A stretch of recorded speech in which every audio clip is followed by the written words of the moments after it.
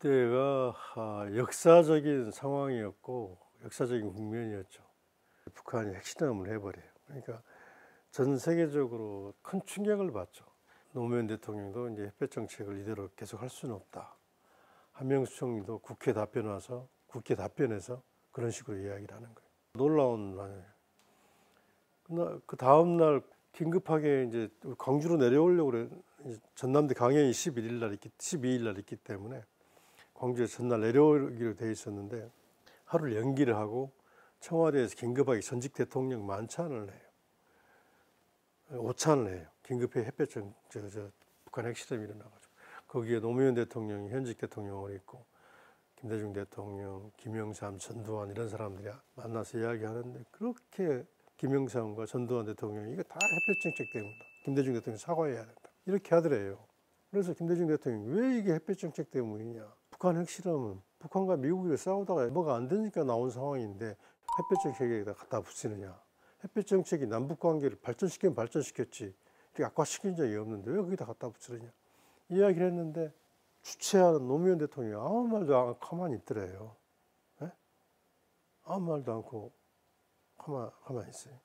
같이 청와대 모시고 갔다 나왔는데 차 안에 저보고 뒤에 타라 그러더라고요. 나오시면서 이야기를 쭉 얘기를 해줘요. 그래서 언론에 대응을 하라고. 아마 YS는 가서 이제 생교동 가가지고 내가 이렇게 DJ 혼냈다, 뭐 이렇게 했다, 내가 이런 반응했다고 기자들 불러놓고 막 하고 있을 거라고 빨리 우리가 알고 있었죠. 그러고 나서 이제 광주로 내려왔어요. 그래서 한명수 총리한테 그런 입장을 정리하고 엄청 화가 나셨어요. 노무현 대통령 한명수 총리가 어떻게 그런 말을 할 수 있느냐고. 여러 이야기 전달하고 그랬죠. 그 12일 날 전남대 강연을 가기 위해서 준비를 하고 있는데 아침에 일어나서 이제 조찬을 가시려고 하는데 내 핸드폰으로 전화가 와요. 경남지사 했던 그 부속실에 김경수 비서관이 저랑 개인적으로 잘 알죠. 김경수 비서관 형님 저 경수입니다. 저 노 대통령이 김 대통령하고 통화를 원하십니다. 진짜 핸드폰 잠옷을 갈아입고 있어서 주섬주섬 제가 청와대 노무현 대통령이 전화가 왔습니다. 그러니까 잠깐 하시더니 앉으시더니 바꿔줘. 엄청 화가 나고 있을 때니까 이제 전직 대통령과 현직 대통령이 통화를 하시는데 뭐라고 이야기를 하시는 것 같아요. 자, 한번 이야기해 봅시다. 이래요.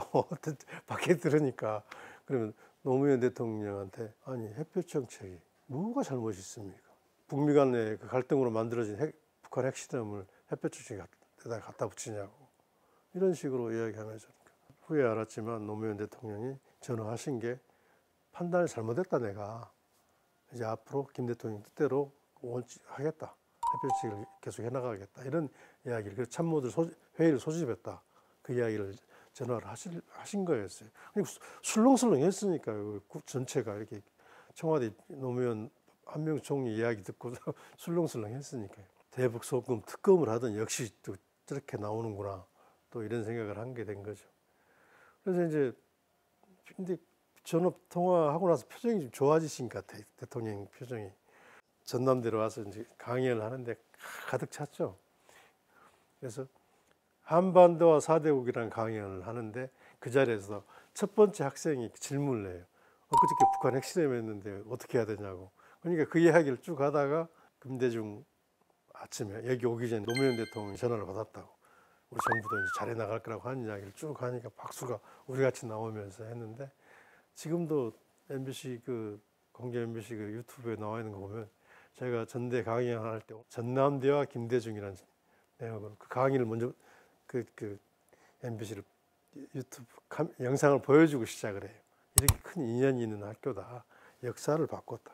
흐름을 만약 그때 막 강경 정책으로 가고 그랬으면 이 민주 진영 이 세력은 다 무너져 버렸고 정치도 큰 혼란에 빠졌을 거다. 근데 그걸 바로 잡았다. 전남대에 와서 공주에 와가지고 그 대통령도 대단하지만 노무현 대통령도 대단하고 이런 이야기를 하죠. 그때 참 긴박한 순간이었고 그 뒤로 이제 전국을 돌면서 또 전 CNN이나 전 외신들이 김대중 대통령 찾아온 하고 나서 그러면서 부시 네오콘들의 강경 정책을 막 규탄하고 거의 그때는 거의 반미 투사처럼 보였어요. 김대중 대통령. 미국 우리가 그 동맹국가지만 우리 이익에 부합하지 않는 이야기를 하면 잘못됐다고 지적을 해야 된다. 나 옛날 80년대 망명 때도 그렇게 했다. 왜 전동환 같은 그런 사람을 돕느냐. 우리 민주화를 도와야지. 이런 이야기를 했다. 이번에도 그렇게 하면 안 된다. 대화하고 협상해서 해야지. 전쟁할 거냐. 그래서 그해 겨울부터 다시 이제 미국이 민주당이 지방선거에 지면서 부시가 이제 다시 육자회담으로 북한과 대화를 시작하죠. 그런 역사가 있어요. 이런 고비에 꿋꿋하게 그걸 지켜나가는 게 얼마나 어렵고 또 중요한 것인가 하는 것을 역사의 교훈으로 남길 만한 대목이죠.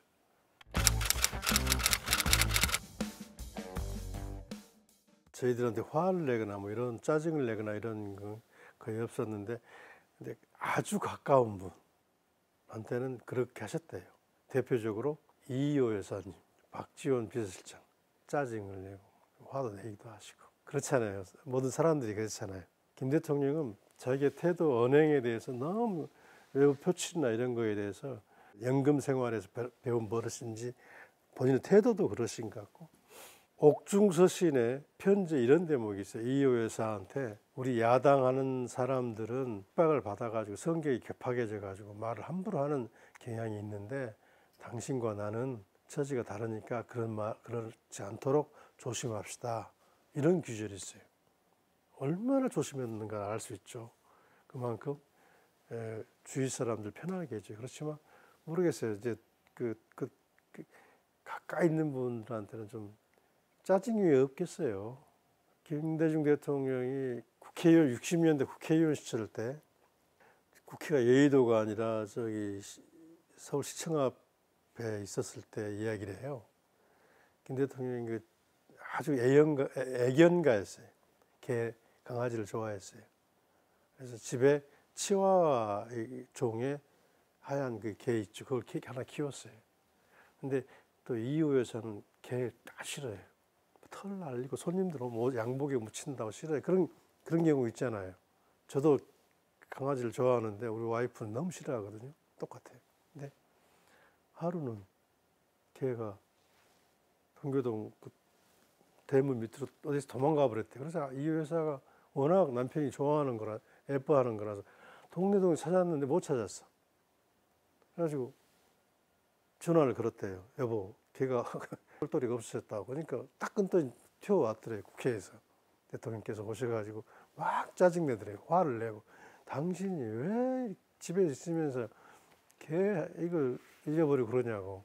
그래서 되게 마음이 아팠대요. 내가 걔만도 못한 거 왜 걔 때문에 내가 야단을 맞아야 되냐고. 그래서 그 다음날 이 여사가 똑같은 걸 신촌시장에 가서 치와와 똑같은 걸 한 마리 사가지고 집에 갖다 놨다 그러는데, 가까운 분들은 그 짜증도 있었다는데 저희들한테는 그런 보다 화를 내거나 이런 건 없었어요.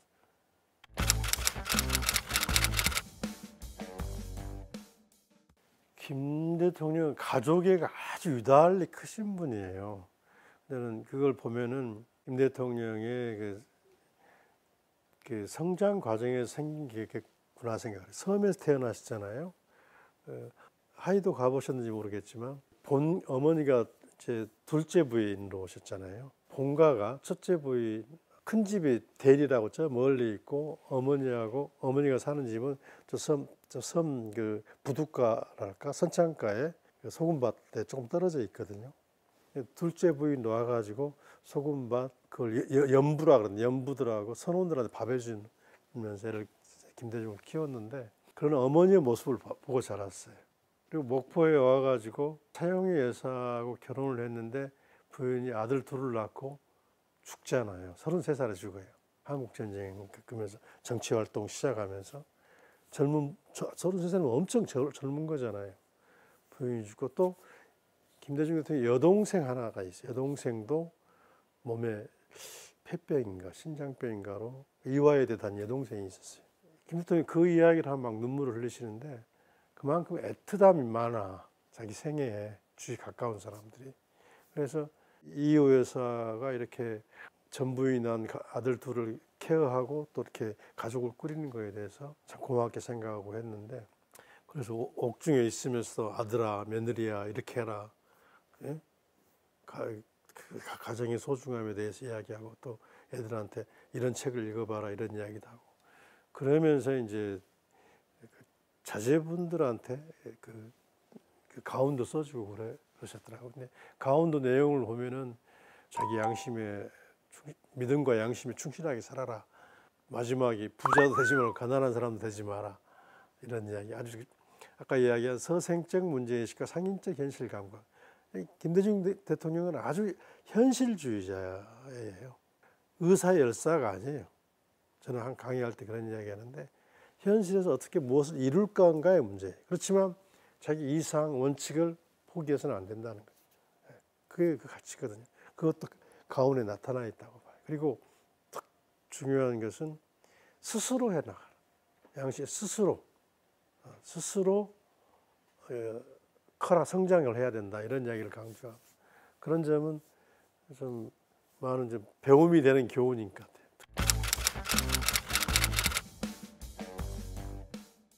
2003년 퇴임하시고 나서 제가 들어가서 맡은 업무가 그거였는데 처음에는 참 어려워하셨어요. 내가 살아온 이야기를 쓴다는 거에 대해서 이게 어려워하셨고 점점 생각이 이제 정리를 하셨는데 제가 했던 일은 유명한 세계적인 지도자들의 회고록들을 내용을 구성과 내용들을 분석해 가지고 이렇게 저술했다. 우리 대한민국 그 전직 대통령들의 자서전 회고록은 어떤 과정을 나왔다 이런 걸 보고서 써드리고 레포트를 엄청 했어요 거기에 대해서.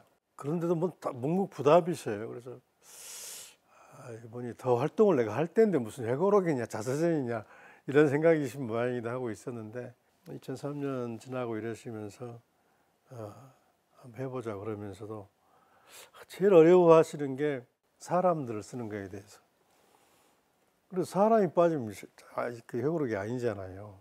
자기가 상대방도 있고 같은 편도 있고 그럴 텐데 좋은 말만 하시면 되죠. 그러니까 나쁜 평가를 넣는 그걸 어려워하시더라고요. 그래서 사람 다 생존에 있고 영향이 후손들도 있고 그러는데 그래서 김대중 자서전 보면은 누구를 비난하거나 누구를 이렇게 하는 것이 별로 없습니다. 정치적으로는 이제 이렇게 하지만 심지어 박정희에 대해서도 공과를 다 써놓고 있고요. 누구를 이렇게 막 비난하고 이런 것들이 없는데 아무튼 2003년 지나고 2004년도 들어가면서 그럼 회고록을 누가 쓸까 하면서 어떤 과정을 거쳐야 되는가 하는 이야기를 하다가 경향신문에 그런 글이 하나 칼럼이 하나 올랐어요. 열린 우리당 선거하고 구민주당이 확 떨어지는 그런 총선 결과가 나온 이후인데 김대중을 삼김으로 묶지 말라. 삼김이라는 게 김대중, 김종필, 김영삼을 이야기하잖아요. 그 삼김 반열로 김대중을 묶지 말라 이런 거예요. 경향신문 김태근 논설위원이 쓰신 건데 그걸 보고 저하고 같이 있었던 김한정 비서관이 대통령께 보고를 하고 이분을 한번 만나보겠습니다. 그러라고 했어요. 그분을 찾아가서 뭐 전혀 모르는 분이었는데 그래서 김대중 대통령 자서전을 쓰려고 그러는데 우리 칼럼 보고 이렇게 생각이 들어서 좀 찾아왔다고 같이 참여할 수 있냐고 그 뒤로 이렇게 해서 이제 참여하시기로 해서 그분이 참여를 해주셨죠. 그리고 나서 시작한 작업이 김대중 대통령 구술을 받는 거예요. 마침 그때 연세대 김대중 도서관에 그런 프로그램이 있어가지고 2년 정도 걸렸을 거예요. 44번인가 하루에 한 2시간 정도 하면은 김대중 교수가 5층 집무실에서 관계자들, 예를 들면 남북 관계를 하면은 임동원, 박지원, 뭐 정세현 이런 분들이 오시고 교육 문제를 하면은 또 관련 장관들이 오시고 해서 도서관 교수들이나 전문가들이 질문을 해요. 질문은 거기에 대해서 구술을 하시는 거예요. 처음에 이제 하이도에서 태어난 이야기부터 이제 구술을 받기 시작하는 거예요. 그게 엄청난 분량인데 42시간씩 44차례를 했으니 그걸 영상으로 다 찍고 다 했죠. 지금 연세대학교에 보관이 되어 있는 거죠. 근데 그걸 기본으로 해서 이제 김택 국장이 기초안을 만든 거죠. 일본이 대통령이 이제 건강하실 때 일본을 초안이 올라가면 이제 그게 다 가피를 하기 시작하는 거예요. 절반 정도 했는데 이거는 이제 재임 중의 이야기죠. 정책적인 게 많죠. 또 김태국 장한테 부탁을 대통령이 찾아서 하고 일본이 잘 됐으니까 이권을 시작하라고. 그러다가 몸이 아프셔가지고 이제 돌아가시고 말았죠. 이호 여사께서 그걸 이제 검토하기 시작하고 해가지고 자서전은 1년 후에 나왔어요. 돌아가서 2010년 정도에 나왔어요. 근데 김대중 대통령이 전부 구술을 하신 거고 그 다 검토를 하신 거라고 봐야 되죠. 그래서 그런 과정을 겪었는데 참 책이 잘 됐어요. 지금도 그 출판사 분들 이야기 들어보니까 상당히 많이 보급도 많이 됐고, 저도 그 김대중 관련 여러 가지 책이 있지만 아주 훌륭한 책이라고 보고, 김대중 대통령이 처음에 쉽게 써야 된다. 두 가지 지침을 줬어요. 쉽게 써야 된다. 재밌게 써야 된다. 그 너무 복잡해요. 쉽고 재밌게 써야 돼. 어떤 분은 와서 이해찬 총리 이런 분은 와서 김 대통령이 나보고 한 10권 정도로 경제, 남북관계, 무슨 교육, 사회문화 이렇게 해서 한 10권 정도로 워낙 콘텐츠가 많으니까 하자. 대통령이 그렇게 보고하니까 그럼 누가 읽어? 그걸 누가 읽겠냐고. 지금도 한 1500회 길다 그러는데 지금은 술술 이야기식으로 넘어가긴 한데 그렇게 이야기하신 분도 있었어요. 그래서 또 후세의 교훈이 되도록, 후세의 교훈이 되도록, 그리고 거짓말 쓰지 말고 가감 없이 써라. 그러면서 그렇게 정리하고 나서 항상 내가 장관들이 나오면은 나도 작업을 하고 있는데 장관님들도 꼭 남기라고, 저자는 후세를 위해서 남기라고, 이런 걸 권유했어요. 작업하지 마. 당신 작업을 하면서. 그 책이 나왔는데 그게 되고 나서 그 그냥 책 이야기가 나와서 하는데 미국에 한 50여 명의 대통령이 있잖아요. 지금 그 16대 대통령 에브라함 링컨을 이제 미국 사람들이 가장 훌륭하게 생각하는데 지금도 미국에서 링컨 책이 한 1년에 한 두세 권씩 나온다 그래요. 김대중 대통령 사후 한 15년 됐는데 김대중 대통령 책이 매년 몇 권씩 나와요. 올해는 100주년이라서 더 많은 책이 나왔고, 그만큼 이제 각 분야별로 최근에는 이제 김대중 대통령의 한중 관계, 한일 관계, 외교 분야에서 세분화되는 것 나오고, 복지 문제, 또 문화 문제만 해가지고, 또 어떤 여성계에서는 김대중과 성평등 이런 주제로 나오기도 하고, 그만큼 분야별로 세분화돼서 컨텐츠가 확대되는 것 같아요.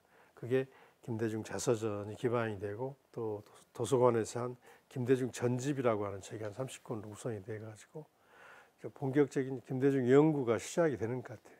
근데 김대중 자서전이 그렇게 잘 마무리돼가지고 참 김태근 그 논설위원이 크게 고생을 하셨고, 대통령님의 그 생애를 알리는데 큰 기본이 된 것 같아요.